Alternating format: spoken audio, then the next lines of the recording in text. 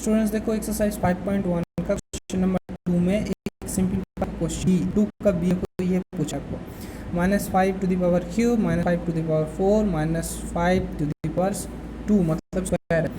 तो ये ऐसा होता है कि देखो हर बार बेस से -5 सिर्फ पावर अलग है और वो मल्टीप्लाइड फॉर्म में है। तो ये कौन सा फॉर्मूला आता है? ये फॉर्मूला हो जाता है बेस तो बेस ही रहता है, लेकिन पावर्स क्या होता है, ऐड हो जाता है। पावर्स जो भी है वो ऐड हो जाएगा, ठीक है। तो अगर ऐड हो जाएगा तो 3 + 4 7 7 और 2 हो जाएगा 9। तो ये हो गया -5 to the power 9। So this is the ultimate answer. अगर आपको बोला गया कि इसको एक्सपोनेंट फॉर्म में ही रख दो तो आप इसको एक्सपोनेंट फॉर्म में ऐसे ही रख दो। लेकिन अगर मान लो आपसे पूछा गया कि इवालुएट, इसको अगर पूछा गया था आपको simplify and evaluate, that means आपसे वो स्पेसिफिकली वो पूछ रहा है कि उसका वैल्यू क्या होगा, तब आप -5 टू द पावर 9 का वैल्यू निकालो। दैट मीन्स -5 को 9 टाइम्स मल्टीप्लाई करो, -5 इंटू -5 इंटू -5 इंटू -5, वैसे करते करते 9 टाइम्स आप लोग -5 को मल्टीप्लाई करो। जो भी आंसर आएगा that will be the evaluation value of this exponential form. तो मैं एक बार आपको यहाँ पर करके दिखा देता हूँ कि -5 टू द पावर 9 का एक्चुअल वैल्यू कितना होगा। -5 टू द पावर 9 का वैल्यू आएगा, ये बहुत लंबा चौड़ा एक वैल्यू आएगा। देखो एक बात देखो, 5 टू द पावर 9 है, माइनस कोई भी माइनस का पावर अगर 9, ये 9 आ गया, 9 मतलब हमेशा देखो कि इवन नंबर आ रहा है आपका पावर की ऑड नंबर आ रहा है। अगर माइनस है और ऑड पावर है, पावर जो है वो अगर ऑड कोई वैल्यू है, 9 एक ऑड नंबर है, तो अगर माइनस के पावर ऑड आ रहा है तो आंसर भी माइनस में आएगा। ये तो मैं बिना किए ही बता दूंगा कि -2 टू द पावर 9 आ रहा है, दैट मीन्स ये आंसर माइनस होता। अगर ये +2 टू द पावर 9, अगर माइनस अगर इवन में होता, मान लो ये एक नंबर इवन नंबर होता, मान लो 10 होता, 10 एक इवन नंबर है, तो -2 द पावर 10 का वैल्यू पॉजिटिव आता। ये बात समझ लो कि -2 द पावर 9 है, सर माइनस होगा। अब पावर 10 है या फिर कोई इवन नंबर है तो वो प्लस होगा आंसर में। तो -2 टू द पावर 9 का माइनस बढ़ा दिया और 5 टू द पावर 9 का वैल्यू आ जाएगा, बहुत लंबा चौड़ा वैल्यू आएगा, 1953125। So this will be the answer if they ask you the evaluation. But actually आपको सिंप्लीफाई करने बोला है, दैट मीन्स आपको एक्सपोनेंशियल फॉर्म में ही रखना है। ये आपने क्या किया, एक्सपोनेंशियल फॉर्म में ला के छोड़ दिए। सो this one is easier because base same था तो पावर को ऐड करना था। नेक्स्ट क्वेश्चन भी देखो ऐसा ही है। नेक्स्ट क्वेश्चन में सी आपसे जो पूछा गया है उसमें देखो बेस हमेशा 2/5 ही यूज़ हो रहा है। एक बार 2/5 है, फिर स्क्वायर है, फिर है मल्टीप्लाइड फॉर्म में 2/5 into -3 into 2/5 to the power 4। तो देखो यहाँ पर भी बेस सेम है और मल्टीप्लाई फॉर्म में है, तो बेस क्या होगा, ऐड हो जाएगा। बस फ़र्क यहाँ पर आएगा कि ये नेगेटिव आ गया, तो कोई बड़ा बात नहीं है। आपको इसको लिखना है 2/5 बेस जैसा था, उसके बाद 2 के साथ आपको प्लस करना है क्या, -3, तो -3 को ब्रैकेट में रखता हूँ, फिर +4 करना है। अभी देखो यहाँ पर 2 और 4 ऐड होकर हो जाएगा 6, और 6 के साथ 3 सब्सट्रैक्ट हो जाएगा, क्योंकि प्लस और माइनस मल्टीप्लाई करोगे तो माइनस आ जाएगा। आप बात को समझो कि 2 के साथ 4 को ऐड करना है, फिर 3 को माइनस करना है। जैसा था पावर वैसा ही पावर ऐड करना है। ऐसा नहीं है कि यहाँ माइनस है बोल के आप यहाँ पर इसको प्लस कर दोगे, यहाँ माइनस था तो यहाँ पर माइनस ही करना पड़ेगा। 2 + 4 ऐड करोगे 6 होगा, 6 से 3 घटाओगे तो 3 आ जाएगा। दैट मीन्स आपका आंसर आ जाएगा 2/5 टू द पावर 3, तो ना पॉजिटिव 3 होगा। ये जो आप कर रहे हो ये तो normal algebraic addition and subtraction process है। 2 के साथ 4 ऐड करो 6 होगा, 6 के साथ -3, that will be +3। So this is the exponential for evaluation value. तो ये भी सेम फार्मूला यूज़ हो रहा है। क्या हो रहा है कि जब बेस सेम है और मल्टीप्लाइड फॉर्म में है तो पावर्स ऐड हो जा रहा है। सपोज मान लो कि यही वाला मैथ ऐसे रहता कि 2/5 square 2/5 to the power -3 and 2/5 to the power 4, लेकिन यहाँ बीच में प्लस रहता, तो क्या ये वाला होता, नहीं होता। अगर बीच में प्लस आ रहा है तो ऐसा नहीं होता, ये मल्टीप्लिकेशन के लिए ही होता है। अगर प्लस रहता बीच में ऑपरेटर तो नहीं होता, ये बात क्लियर कर लो। So this one is the rough part. आप इस बात को थोड़ा समझ लो। फॉर्मूला भी गिवन है, आप फॉर्मूला देख लो। कौन सा फॉर्मूला देखना है, a⁴m इंटू a⁴n, ये हो जाएगा a⁴m + n। देखो बेस सेम है तो पावर ऐड हो जा रहा है। ओके, नेक्स्ट क्वेश्चन देखो, यहाँ पर जो क्वेश्चन नंबर डी पूछा गया है उसमें थोड़ा इंटरेस्टिंग वाला पार्ट क्या है कि आपका बेस एक ही है लेकिन बेस का पावर के ऊपर और एक पावर गिवन है। एक पावर तो गिवन है, उसका पावर अनदर एक पावर गिवन है, तो ऐसा कंडीशन में क्या होता है, पावर मल्टीप्लाई हो जाता है। तो 3/7, तो 3/7 रहेगा और ये -1 के साथ मल्टीप्लाई हो जाएगा -2। अब देखो माइनस और माइनस मल्टीप्लाई हो रहा है तो आंसर क्या आएगा, पॉजिटिव आएगा। तो इसका आंसर क्या होगा, इसका आंसर होगा 3/7 माइनस माइनस मल्टीप्लाई होकर जाएगा प्लस 1 × 2 हो जाएगा 2। So this will be your answer. Simplified form में यही हो गया। सो आप लोग इसको थोड़ा प्रैक्टिस करो। ये कौन सा फॉर्मूला आ गया, ये फॉर्मूला आ गया क्या, ये वाला a⁴m। दैट मीन्स कोई एक बेस था, उसका पावर था m और उसके बाहर भी एक पावर था n। तो क्या होगा, ये m और n मल्टीप्लाई हो जाएगा, दैट मीन्स a⁴m × n हो जाएगा। तो इसको हम लोग ऐसे नहीं लिखते, एक साथ लिखते हैं a⁴m n। समझ में आ रहा है कि m के साथ n मल्टीप्लाई है। ओके, क्वेश्चन नंबर 3 पे चलते हैं। देखो 3 में आपसे क्या पूछा गया है, आपको पूछा गया कि x का वैल्यू फाइंड करो। वैल्यू निकालो, किसका, वैल्यू x फाइंड करना पड़ेगा। आपको एक इक्वेशन गिवन है। इक्वेशन इसलिए बता रहा हूँ कि देखो यहाँ पर बीच में आपका लेफ्ट हैंड साइड में ये गिवन है 5⁻x - 2 इक्वल्स टू साइन आ गया, और एक राइट हैंड साइड भी है 2⁻25। जब भी ऐसा कंडीशन रहेगा, आपको इक्वेशन गिवन है और x का वैल्यू निकालने बोल रहा है, तो आपको क्या करना पड़ेगा, दोनों साइड में सेम बेस लाना है। पहला रूल, बेस सेम कर दो। दैट मीन्स इधर बेस 5 है तो इधर भी बेस 5 कर दो, लेकिन यहाँ 25 है तो क्या आप 25 को कन्वर्ट कर सकते हो किसी तरीके से कि बेस 5 आ जाए। बहुत ही ईजी प्रोसेस है। 25 क्या होता है, 5 का स्क्वायर होता है। 25 क्या होता है, 5 का स्क्वायर है। दैट मीन्स मैं इस बार 25 नहीं लिखूंगा, मैं लिखूंगा 5 square. That means 5⁻x - 2 = 5 square, ऐसा हो गया। मैं 25 को 5 का स्क्वायर लिखूंगा। देखो इस बार बेस सेम हो गया। अगर बेस सेम हो गया तो एक्सपोनेंट भी इक्वल होगा। दैट मीन्स इसके नेक्स्ट लाइन आप लिख लो ऐसे कि as base are same so their power या फिर exponent, their exponents will also be equal. That means ये जो x - 2 है ये बराबर है इसके पावर का। इसका पावर क्या था, +2, तो 2। अब x निकालने बोला है, दैट मीन्स आपको x को इधर ही रखना है, -2 को उधर भेजना है। तो -2 को उधर भेजोगे तो क्या हो जाएगा, +2 हो जाएगा। 2 तो था, ये 2 था और ये -2 इधर आ गया तो आ गया, कितना हो गया, +2 हो गया। इधर क्या बचा हुआ है, इधर x बचा हुआ है। तो देखो यहाँ से x का वैल्यू क्या आ जाएगा, x = 4 आ जाएगा। यहाँ पर एक लिख दो और। जब भी ऐसे इक्वेशन अगर आप लोग इसको सॉल्व कर रहे हो तो और बैठाते रहो, OR और, या फिर आप लोग ये इम्प्लाइज दैट, ये साइन बैठा सकते हो। इसका नाम क्या है, इम्प्लाइज दैट। लिख देता हूँ, implies that. Okay, implies that ये, या फिर आप ये और लिख सकते हो। एंड द लास्ट स्टेटमेंट जब आपको x का वैल्यू निकल गया तब यहाँ पर मस्ट भी आप ऐसे साइन दे दो, हेंस x = 4। तो देखो x का वैल्यू आ गया 4। क्या हुआ, दो चीज़। पहला बात, दोनों साइड में मुझे बेस सेम करना है, और जब बेस सेम हो जा रहा है ये स्टेटमेंट लिखना है, और फिर लिखना है कि पावर उन लोग का एक्सपोनेंट सेम होगा। बहुत ही इंटरेस्टिंग सवाल। मैं यहाँ पर एक बुक में ऐसा गिवन नहीं है लेकिन मैं आपको दे रहा हूँ, आप लोग इसको देखो, नोटिस करो।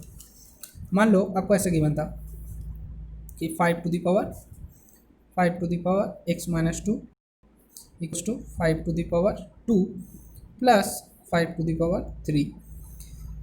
तो क्या इसमें आप ऐसे लिख सकते हो कि x - 2 = 2 + 3। पिछले कंडीशन के हिसाब से मैंने बताया आपको बेस 5 है, यहाँ भी बेस 5 है, यहाँ भी बेस 5 है और यहाँ प्लस है, तो मैंने यहाँ पर 2 + 3 लिख दिया और इधर x - 2 कर दिया। तो क्या ये होना चाहिए, नहीं होगा। ये क्यों नहीं होगा, एक बात को क्लियरली समझ लो। ये क्वेश्चन में देखो, इसमें क्या हो रहा था, इक्वल्स टू साइन के इधर में सिर्फ एक ही टर्म था। एक टर्म मतलब ओनली एक ही वैल्यू था, एक ही बेस था, और इक्वल्स टू इधर भी एक ही बेस था, कोई दूसरा बेस नहीं था, सिर्फ एक ही बेस था, उसीलिए ये हो रहा है। लेकिन यहाँ पर क्या हो रहा है, देखो इक्वल्स टू कि इधर में एक बेस है तो इधर भी एक ही बेस होना था। ऐसा मत सोचो कि इधर 2 है तो इधर भी 2 होना था तो लिख सकते थे, नहीं। हमेशा ये कंडीशन वन एंड ओनली एक ही केस में लागू होता है कि जब दोनों साइड में सिंगल वैल्यू रहेगा। अगर दोनों साइड में सिंगल वैल्यू रहेगा तो ही ये कंडीशन पॉसिबल है। इधर मान लो और एक रहता 5⁻x+3 ऐसा है, तो इधर कितना हो गया, इधर आपके लेफ्ट हैंड साइड में आ गया 2 वैल्यू, इधर भी राइट हैंड साइड में 2 वैल्यू आ गया, तो भी नहीं होगा, तो भी नहीं होगा। आप सोच रहे हो ऐसे लिख दोगे कि x+3 + x-2 = 2+3, नहीं ऐसे नहीं होगा। ये कंडीशन वन एंड ओनली एक ही में होगा कि दोनों साइड में एक ही रहना पड़ेगा। जैसे यहाँ पर था, जैसे यहाँ पर था इक्वल्स टू की इधर भी एक वैल्यू है, इक्वल्स टू इधर भी एक वैल्यू है, तो मैं कह सकता हूँ कि एक्सपोनेंट सेम है। अब आपको डिफरेंट मेथड में दोनों साइड में सिर्फ एक एक वैल्यू ही लाना है, कैसे भी करो बस एक एक लाना है। ओके, दूसरा क्वेश्चन चलते हैं। देखो आपको क्वेश्चन नंबर बी में क्या पूछा गया है, 2⁻2 फिर है x, दैट मीन्स कोई एक बेस है, उसका पावर है, पावर का पावर है, पावर का पावर रहने से ये तो मल्टीप्लाई हो जाएगा, बहुत ईजी है। इक्वल्स टू इधर गिवन है क्या 2⁻3 और फिर 4 है, फिर इधर भी पावर का पावर है। तो देखो एक बात पहले मैं ये इसको ये जो ब्रैकेट है इसको पहले हटा देता हूँ, देखता हूँ क्या होता है। तो इधर आ जाता है 2 और x मल्टीप्लाई होकर हो जाएगा 2x इक्वल्स टू इधर हो जाएगा 2⁻3 और 4 मल्टीप्लाई होकर हो जाएगा 12।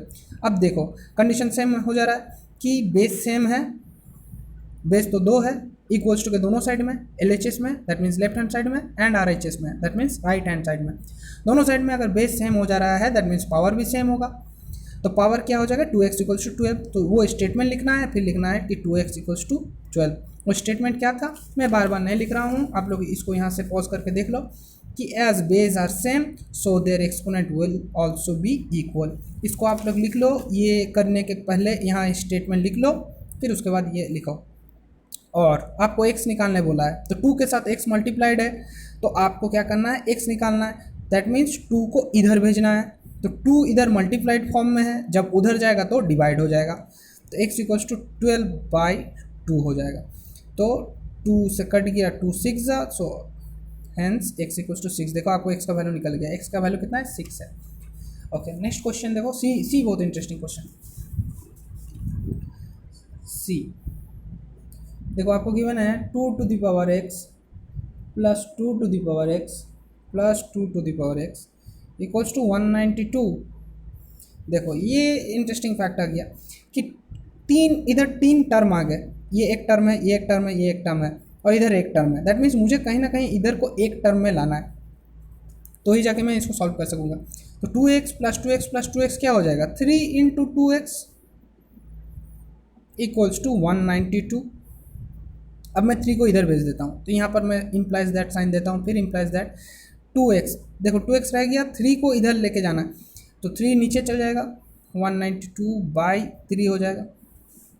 तो 192/3 करोगे तो कितना आएगा, इम्प्लाइज दैट 2⁻x = आ जाएगा 64। अब देखो इधर 64 आ गया और इधर का बेस 2 है, तो मुझे 64 को कैसे भी कन्वर्ट करना है और बेस 2 लाना है, बहुत ईजी है। 64 को हम लोग लिख सकते हैं 2⁻6।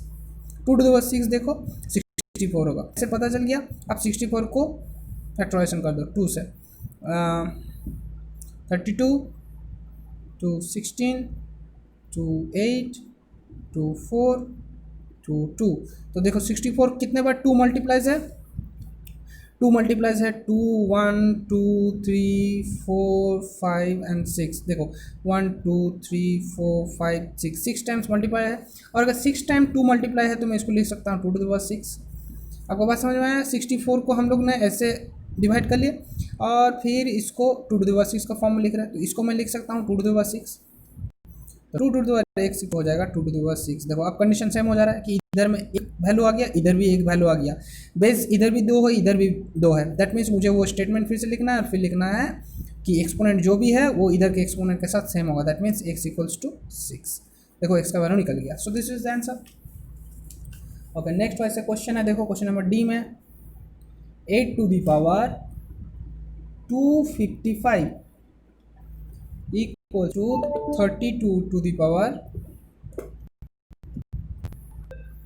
32⁻x ऐसा है। अभी इसको क्या करें, देखो इधर 8 है, इधर 32 है, मैं क्या करता हूँ दोनों को सिंपलेस्ट फॉर्म में लेके जाता हूँ। दोनों को बेस को सेम करने के लिए मैं क्या करता हूँ 8 को भी 2 में कन्वर्ट कर देता हूँ और 32 को भी 2 में कन्वर्ट कर देता हूँ। ये आपको कैसे पता चलेगा? जितना आप प्रैक्टिस करोगे उतना आपको पता चलेगा। 8 का सबसे बेस्ट फॉर्म कौन सा होता है? 2 होता है। आप लिख सकते हो 2 का क्यूब लिख सकते हो, 2 का क्यूब लिख सकते हो ना। 8 को आप लिख सकते हो 2 का क्यूब। देखो 8 को अगर आप फैक्टराइज करोगे 2 से तो 2 4 जा 8 एंड 2 2 जा आ जा रहा है। एंड 32 को भी अगर आप कर रहे हो तो वो भी 2 से जाएगा 16, फिर 2 से जाएगा 8, फिर 2 से जाएगा 4, फिर 2 से जाएगा 2। तो देखो 32 कितना बार आ जाएगा? 1 2 3 4 5, 2 टू द पावर 5 आ जाएगा। और 8 कितना आ जाएगा? 1 2 3, that means 2 to the power 3 आ जाएगा। तो आप 32 को 2 टू द पावर 5 लिख सकते हो एंड 8 को 2 टू द पावर क्यूब लिख सकते हो। मैंने ये क्यों किया? क्योंकि देखो ये ही करने से दोनों साइड में बेस 2 आ जाएगा। और वही कंडीशन है कि जब तक बेस सेम नहीं होगा आप एक्सपोनेंट को कैसे सेम बोलोगे? तो अभी दिमाग में चल रहा है कि 255 को क्या करे और इधर x का क्या करे, दोनों का तो बेस सेम हो गया था। कोई बात नहीं, पहले 8 को तो लिखो 2 क्यूब और 32 को लिखो 2 5, तो ही पता चल जाएगा। देखो 2 को क्या 8 को क्या लिखूंगा? 2 क्यूब। अब इसका क्या है? 255 है। और ये 32 को क्या करना है? 32 को लिखना है 2 टू द पावर 5 और x को x ही रख देना है। अभी आपको कोई दूसरा वाला मैथ याद आ रहा है? ये वाला मैथ याद आ रहा है? देखो ये वाला इस टाइप वाला कि पावर का पावर है, इधर भी पावर का पावर है, वही सेम मेथड है। पावर का पावर आ गया, पावर का पावर, तो ये मल्टीप्लाइड हो जाएगा, ये भी मल्टीप्लाइड हो जाएगा। तो और यहाँ पर और या फिर implies that 2 to the power, power के ऊपर पावर है, दैट मीन्स ये मल्टीप्लाई हो जाएगा। और 255 इंटू 3 अगर मल्टीप्लाई करोगे तो कितना आएगा देखते हैं। 255 इंटू अगर 3 करते हैं तो आ जाएगा, सॉरी 255 इंटू 3 मल्टीप्लाई करोगे तो आ जाएगा 2 to the power 765, 2 to the power 765 आ जाएगा। और ये क्या आ जाएगा? ये आ जाएगा 2 टू द पावर 5 के साथ x मल्टीप्लाई करोगे तो कितना आ जाएगा? 5x आ जाएगा। तो देखो ये बार इधर में वो कंडीशन आ गया कि दोनों साइड में सिंगल टर्म आ गया, इधर भी एक टर्म है, इधर भी एक टर्म है, और कोई दूसरा या फिर तीसरा टर्म नहीं है, और दोनों का बेस सेम है। दोनों का अगर बेस सेम हो गया तो मैं लिख दूंगा वो स्टेटमेंट कि दोनों साइड का अगर बेस सेम है तो एक्सपोनेंट भी सेम होगा। एंड अकॉर्डिंग टू दैट मैं लिख सकता हूँ कि 5x इक्वल्स टू 765। अब ऐसे मत सोचो कि मैं 5x को इधर क्यों नहीं लिखा और 765 को इधर क्यों नहीं लिखा। आप सोचो कि एक ही बात होता है, इधर 5x है, इधर से 765 है, दोनों को इधर एक ही साइड। मेरे बोलने का मतलब है कि मान लो ऐसा आप सोच रहे हो कि ऐसा होना चाहिए था, लेकिन मैंने ऐसा क्यों लिख दिया। आप सोचो कि मैंने जस्ट इंटरचेंज कर लिया, इसको इधर भेज दिया, इसको इधर भेज दिया। इसको इधर भेजने से क्या हो जाएगा? इसको अगर इधर भेजेंगे तो आ जाएगा -5x, और इसको इधर भेजेंगे तो हो जाएगा -765। और दोनों साइड में माइनस है तो माइनस और माइनस कट जाएगा, तो घूम फिर के यही बात आ जाएगा। यही इसीलिए मैं इसको डायरेक्ट ऐसे लिख रहा हूँ कि घूम फिर के बात तो यही आना है, और इधर में मुझे इजी भी होगा x निकालने के लिए, क्योंकि मुझे 5 देखने में अच्छा लगता है कि x इधर निकल रहा है, इधर वैल्यू निकल रहा है। ऐसा नहीं कि इधर x निकलता या फिर वैल्यू निकल गलत होता, इधर मान लो x निकल जाता तो 5 को इधर भेजना पड़ता, डिवाइड करना पड़ता, इधर 5 को भेजना पड़ेगा, इधर भी डिवाइड ही करना पड़ेगा। सो 5x के साथ मल्टीप्लाइड फॉर्म में है, तो अगर ये इधर जाएगा तो डिवाइड हो जाएगा, तो x इक्वल्स टू 765/5। तो 765 को अगर मैं 5 से डिवाइड करता हूँ तो आंसर कितना आना है?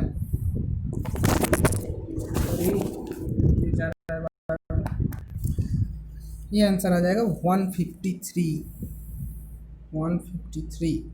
सो देखो x का वैल्यू आ गया 153, तो this is the answer. Okay, आप लोग खुद से प्रैक्टिस करो, 2-3 क्वेश्चंस है, आप लोग खुद से प्रैक्टिस करके देखो क्या निकल रहा है। Evaluate the following interesting fact है। ओके। अभी देखो, अभी पहला वाला क्वेश्चन ऐसा आ रहा है कि इवैल्यूएट करने बोला है, दैट मीन्स अब आपको तोड़ना है। जैसे ये वाला question 1/2 whole to the power 5 into -2/3 whole to the power 4 3/5 to the power -1, इसको इवैल्यूएट करने बोला है। इवैल्यूएट करने मतलब वैल्यू निकालने बोला है। तो सबसे ईजीएस्ट फॉर्म क्या होता है? देखो सबसे ईजीएस्ट फॉर्म होता है कि आप जितने बार गिवन है उतने बार ही लिख लो। सो 1/2 5 टाइम्स है, तो मैं 1/2 को 5 टाइम्स लिखता हूँ।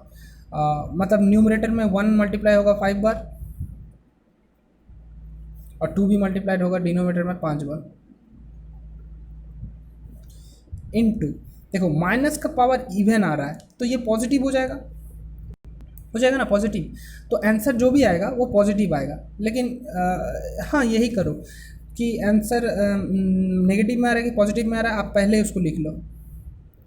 तो नेगेटिव टू दी पावर -4 का वैल्यू आएगा। अब ये मत सोचो कि -2 है, ये एक्चुअली माइनस दोनों को ही रिप्रेजेंट कर रहा है, ठीक है। तो माइनस टू दी पावर 4 है, मतलब एक इवन नंबर है, तो आंसर आपका पॉजिटिव आएगा। तो अगर पॉजिटिव आ रहा है तो मैं कुछ नहीं लिख रहा हूँ, नेगेटिव आता तो मैं लिखता, क्योंकि कुछ लिखो या फिर ना लिखो पॉजिटिव ही होता है। जैसे यहाँ पर मैंने कुछ नहीं लिखा, सबको समझ में आ रहा है कि पॉजिटिव वैल्यू है। उसी तरीके से माइनस टू दी पावर 4 अगर आ रहा है तो ये पॉजिटिव वैल्यू है, और अगर पॉजिटिव वैल्यू आ रहा है तो मैं कुछ नहीं लिख रहा। और 2 कितने बार को लिखना है, 4 बार लिखना है। और 3 को कितना बार लिखना है, 4 बार लिखना है। अब देखो 3/5 टू दी पावर -1 है। अब ये इंटरेस्टिंग फैक्ट है, पावर अगर माइनस पे आता है तो क्या होता है, कोई भी नंबर, जैसे मान लो ये, मैं इसको सेपरेट करके दिखाता हूँ। 3/5 टू दी पावर अगर -1 है, इसका मतलब हो जाता है जब भी पावर पे माइनस आता है ना, इसको जस्ट रिवर्स कर दो, दैट मीन्स 5/3 कर दो, टू दी पावर 1 हो गया। अगर मान लो कि ये 2 होता, -2 होता, तो माइनस के वजह से ये रिवर्स हो जाता है, ये रिवर्स हो जाता है, मतलब डिनोमिनेटर चल जाता है न्यूमरेटर में, न्यूमरेटर चला जाता है डिनोमिनेटर। मैंने जस्ट रिवर्स कर लिया। तो -2 होता तो क्या होता, माइनस के लिए रिवर्स हो जाता और पावर 2 का 2 रहता। तो यहाँ क्या है, माइनस है तो ये रिवर्स हो जाएगा, और फिर टू दी पावर 1 है, दैट मीन्स ये क्या हो जाता, 3/5 -1, ये हो जाएगा 5/3 टू दी पावर 1। अब देखो 5/3 टू दी पावर 1 मतलब 5 एक बार मल्टीप्लाई होगा, 3 भी एक बार मल्टीप्लाई होगा, 5 एक बार मल्टीप्लाई होगा, 3 भी एक बार मल्टीप्लाई होगा। अब आप इसको इवेलुएट करो, देखो 2 2 कट गया, ये क्यों हो रहा है जानते हो, क्योंकि बीच में मल्टीप्लिकेशन है। अगर बीच में प्लस होता तो ये 2 और 2 नहीं काटता, मल्टीप्लिकेशन फॉर्म में है उसीलिए ये कट जा रहा है। 2 × 2 कट गया, तो देखो ऊपर में 1 2 3, नीचे भी 1 2 3 कट जाएगा, 1 2 3, ऊपर में 1 2 3 कट गया, और कुछ कट रहा है और कुछ नहीं कट रहा। सो ऊपर न्यूमरेटर में क्या रह गया, 5 रह गया। 5 के साथ 1 मल्टीप्लाई करोगे या फिर जितने भी 1 मल्टीप्लाई करो, 5 इंटू दैट विल बी 5। और नीचे क्या होगी, देखो 2 के साथ 3 1 2 3 4 5, 3 5 बार मल्टीप्लाई होगा, 2 इंटू 3 टू दी पावर 5 ऐसा हो जाएगा। तो अब आप इसको मल्टीप्लाई करके देखो कितना आ रहा है, 5/3 टू दी पावर 5 कितना होता है,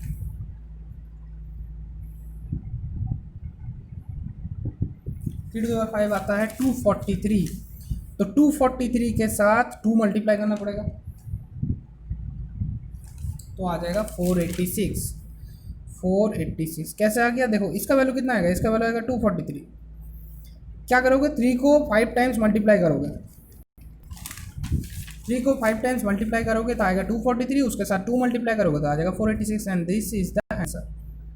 आपने क्या किया, आपने इवेलुएट कर लिया उसका वैल्यू को। ओके आप उसको मैं बी वाला दिखा देता हूँ, बी वाला भी थोड़ा इंटरेस्टिंग है, बात बाकी सेम है, बात बाकी सब ईजी है। ओके तो बी वाला देखो, 7³ 49 to the power -1 into 5³ into 25 to the power -4 ऐसा है। अभी देखो क्या होगा, 7³ है मतलब 7 इंटू 7 इंटू 7 होगा, इंटू देखो इसका टू दी पावर -1 है, तो मैंने क्या बताया, रिवर्स हो जाएगा। तो 49 तो न्यूमरेटर में था, डिनोमिनेटर में क्या 1 था, कुछ नहीं था मतलब 1 था, तो रिवर्स हो जाएगा, दैट मीन्स 1/49 हो जाएगा। 1 है दैट मीन्स 1 टाइम्स ही होगा, माइनस के लिए रिवर्स हो गया, और 1 है उसलिए 1 टाइम्स ही मल्टीप्लाई रखा। उसके बाद 5 कितना टाइम मल्टीपल्स है, 3 बार मल्टीप्लाई है, इनटू देखो फिर माइनस हो गया, नीचे क्या है कुछ नहीं है मतलब 1 है, तो ये रिवर्स हो जाएगा। माइनस के लिए एक्सपोनेंट पे माइनस आ जा रहा है तो रिवर्स हो जाएगा, तो 1/25 हो जाएगा। अब देखो ये क्या था, 4 था, उसलिए 4 बार 1 भी मल्टीप्लाई होगा और 4 बार 25 भी मल्टीप्लाई होगा। अब इसको कैलकुलेट करो, देखो कैसे कैंसिल आउट होगा, 7 7 जा 49, फिर एक 7 कट गया, ओके 5 5 जा 25, फिर 5 से ये 5 कट गया, और ये 5 से ये 25 का एक 5 कटा, 5 5 जा 25। सो दिस इज अल्टीमेट आंसर। देखो ऊपर में क्या रह गया, ऊपर में रह गया 7 और कुछ नहीं, और नीचे क्या रह गया, नीचे रह गया 5 25 इंटू 25।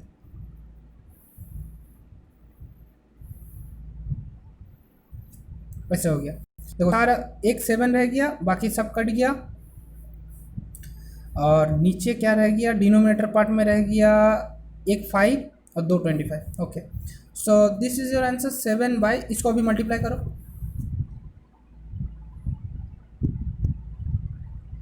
तो ये आ जाएगा 3125। सो दिस इज योर आंसर। आप लोग घर में खुद से प्रैक्टिस करने की कोशिश करो, बाकी सब क्वेश्चंस बहुत इजी क्वेश्चंस हैं। अगर कोई प्रॉब्लम हो रहा है मुझसे पूछो। I hope you understand this exponent part. Next day हम लोग नेक्स्ट पार्ट देखेंगे। Okay, thank you.